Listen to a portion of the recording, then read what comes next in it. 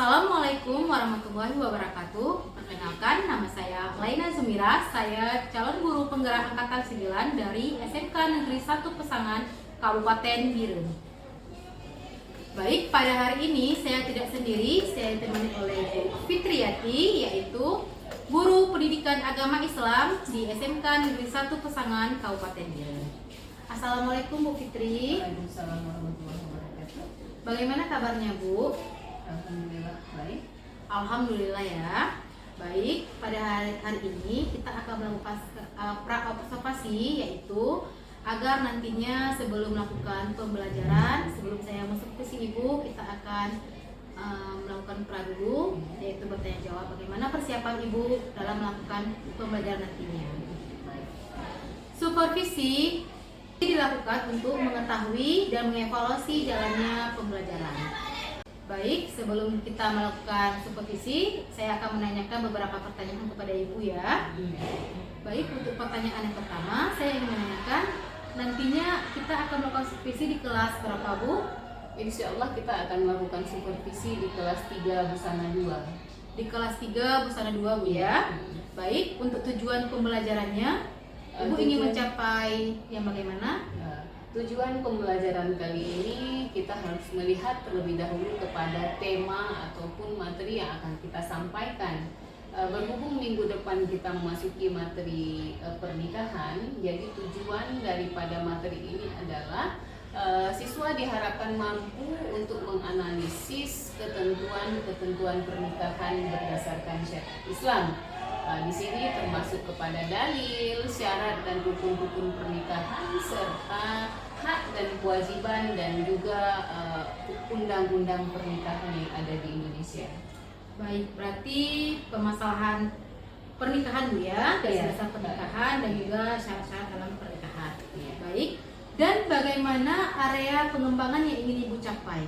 Yang ingin Ibu lakukan nantinya? Pengembangan yang ingin dicapai yang pertama sekali adalah bidang pengetahuan, di mana siswa-siswi kita ini mampu mengetahui dalil dan syarat-syarat ataupun ketentuan pernikahan yang berdasarkan syariat Islam.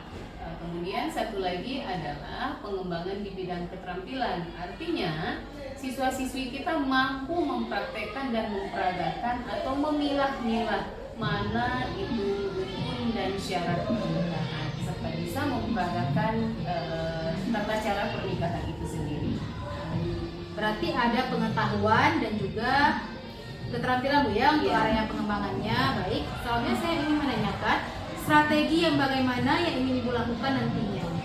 Untuk strategi pada saat ini kita mulai menggunakan strategi berdiferensiasi dan juga KSE, di mana dalam melaksanakan pembelajaran nanti kita membagi siswa menjadi 3 kelompok, kelompok 1 visual, kemudian kelompok audio, dan ada satu lagi kelompok kinestetik, di mana siswa yang mengandalkan visual mereka akan melihat dan memperhatikan PowerPoint yang akan kita tampilkan tentang materi pernikahan itu sendiri, dan siswa yang mengandalkan pendengaran ataupun audio mereka akan membuat sebuah seperti peta konsep ataupun sebuah kesimpulan, dan mereka akan menganalisis dan mereka akan memperagakan ke depan nanti menjelaskan apa itu ketentuan pernikahan termasuk rukun dan syarat pernikahan itu sendiri.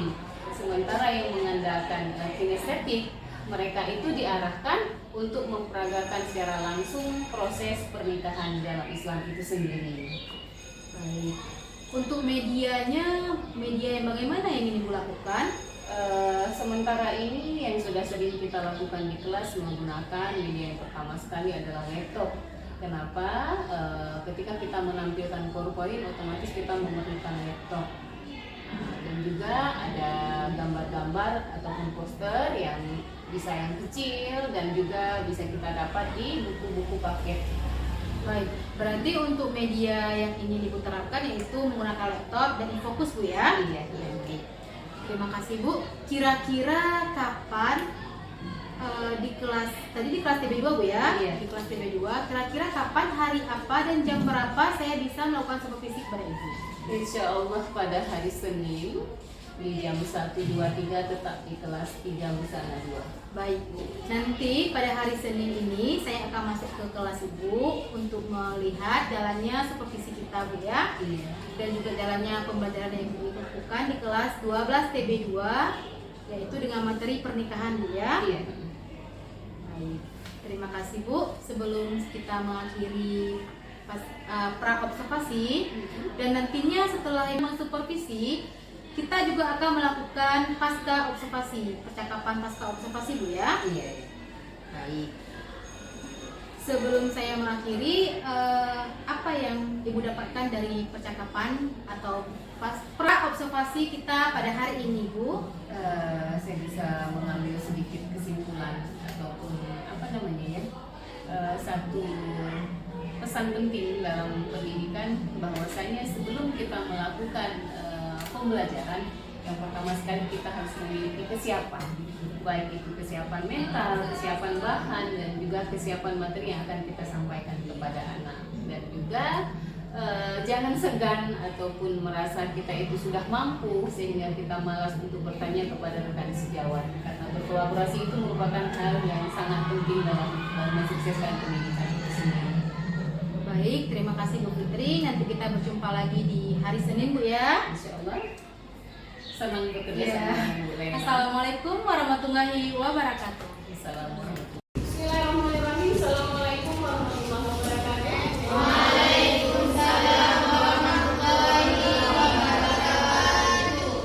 Alhamdulillah kita berjumpa kembali hari ini pada hari Senin dengan wajah yang ceria. Kalian sudah siap mengikuti pembelajaran? Ya.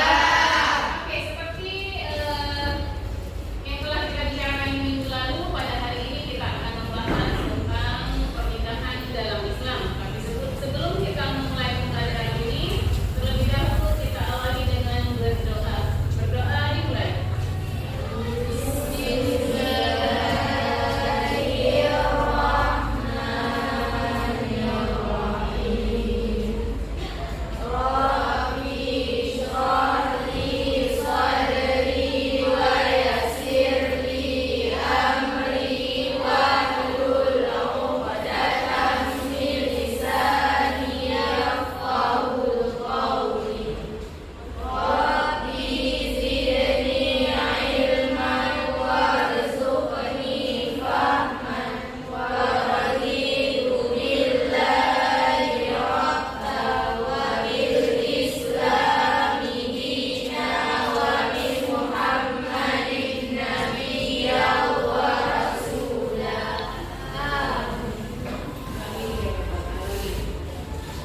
Baik, hari ini siapa yang tidak hadir dan alasannya apa? Siapa Anissa yang tidak hadir hari ini?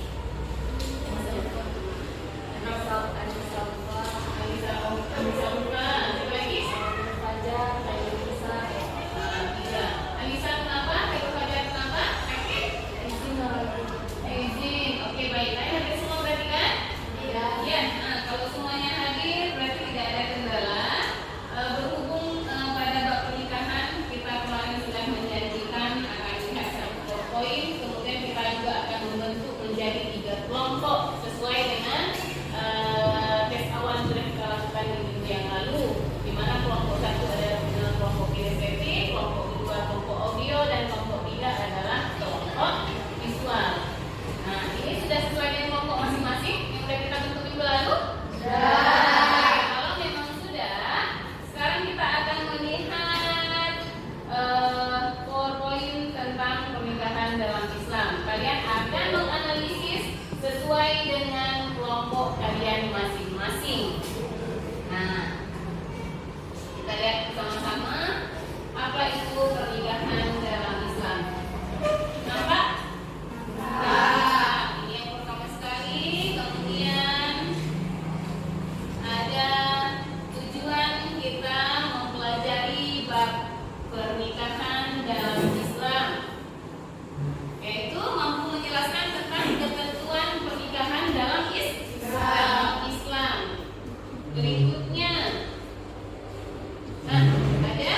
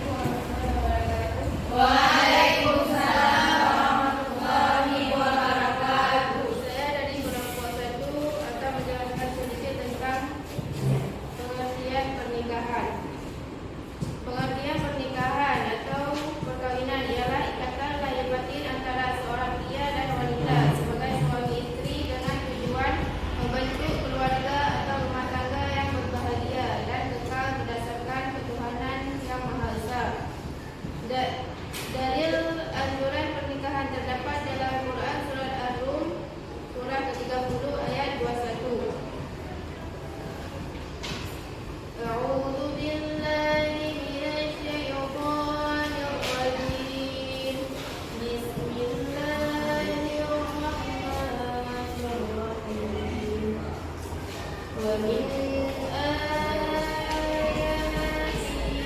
أن خلق لكم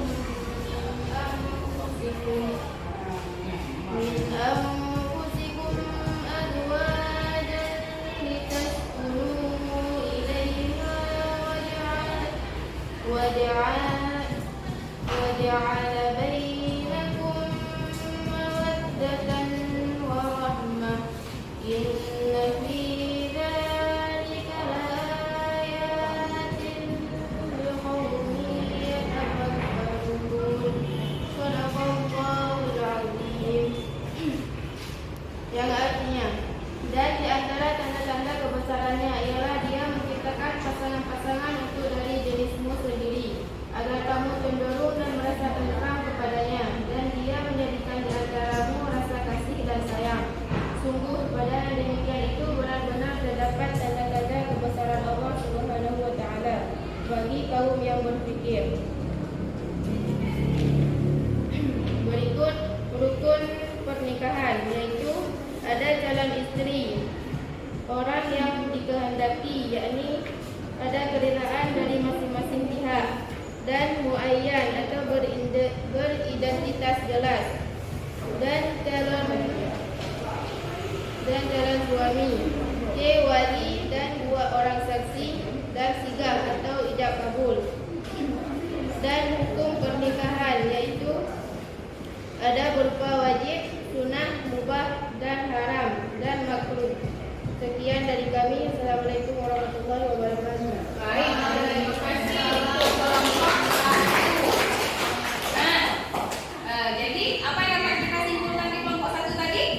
Yang pertama sekali ada pengertiannya, kemudian dasar hukumnya, dan satu lagi ada dalil.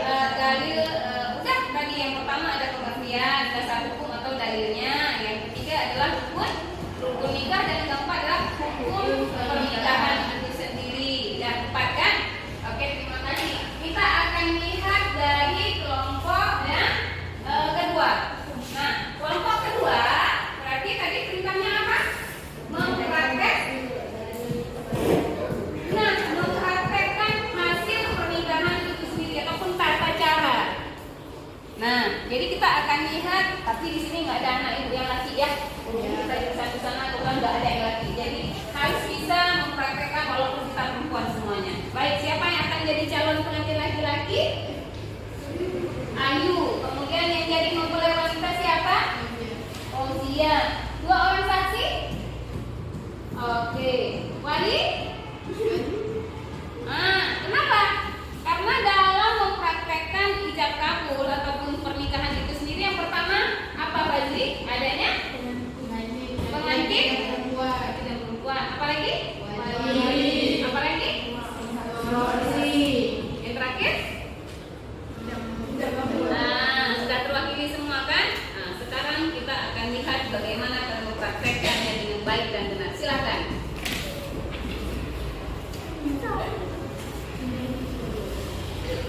Yang lain bisa lihat? Pelan-pelan, sabar dulu.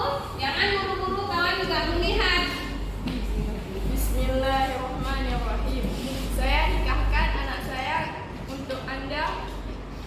Saya nikahkan anak saya Fauzia Anissa untuk Anda dengan seperangkat alat sholat dibayar tunai. Saya terima nikah dan kawinnya anak bapak untuk saya dengan mas kawin tersebut dibayar tunai. Gimana saksi? Alhamdulillahirabbil alamin. Sudah lihat? Sudah. Berhubung ini kita praktek, jadi ada sedikit yang kurang, tidak menyebutkan mas kawin. Sebenarnya kita sebutkan dengan mas kawin apa? Kenapa? Karena mas kawin itu merupakan salah satu yang wajib diberikan oleh calon suami kepada istri. Walaupun hukumnya itu bukan rukun nikah, dia tidak termasuk ke rukun nikah, akan tetapi wajib diberikan oleh calon suami kepada calon istri sebagai bentuk penyerahan. Sudah? Nah, nanti kita akan ulang sekali lagi, tapi karena ada satu kelompok lagi, kita akan lihat dulu kawan kalian satu kelompok lagi yang akan mind mapping, ataupun tabel yang berkaitan dengan pernikahan itu sendiri, ya. Nah, masing-masing kelompok kalau memang ada pertanyaan silakan ditulis dulu di bukunya. Sebentar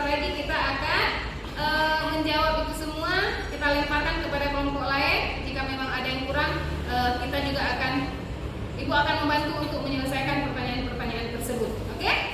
Oke? Silakan kelompok ketiga. Mana hasilnya? Sudah jadi? Iya, yang namanya tentang konsep. Oke, ini udah bagus. Semuanya, setelah kalian mempresentasikan hasil kajian tadi, maka kalian harus menyimpulkan tentang pernikahan dalam Islam itu sendiri. Baik, siapa yang akan menyimpulkan yang pertama sekali? Bisa, baik. Apa itu bisa? Kesimpulan yang pertama? Pertama yaitu pengertian pernikahan. Pernikahan yaitu dalam bahasa mengumpulkan atau menggabungkan atau pula menjodohkan. Sedangkan menurut syariat, nikah berarti akad yang menghalalkan pergaulan antara laki-laki dan perempuan yang mahramnya yang menimbulkan hak dan kewajiban masing-masing. Nah, berikutnya siapa lagi? Fajri. Ya, silakan Fajri. Sambil duduk juga boleh. Yang kedua, rukun dan syarat pernikahan. Rukun dan syarat pernikahan ada 5, yaitu adanya calon pengantin laki-laki dan calon pengantin perempuan, wali yaitu bapak kandung mempelai wanita, 2 orang saksi dan ijab kabul.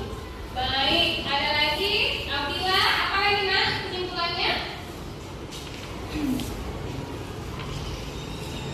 Dasar hukum pernikahan terdapat dalam Quran surah Ar-Rum surah ke-30 ayat 21 dan dalam Undang-Undang Pernikahan Republik Indonesia nomor 1 tahun 1974. Oke, terima kasih banyak. Baik, sekali lagi Ibu tegaskan bahwasanya pernikahan itu adalah suatu ikatan yang menghalalkan hubungan antara laki-laki dan perempuan sesuai dengan hukum yang berlaku. Kalau kita orang Islam berarti menganut hukum Islam sesuai dengan judul kita.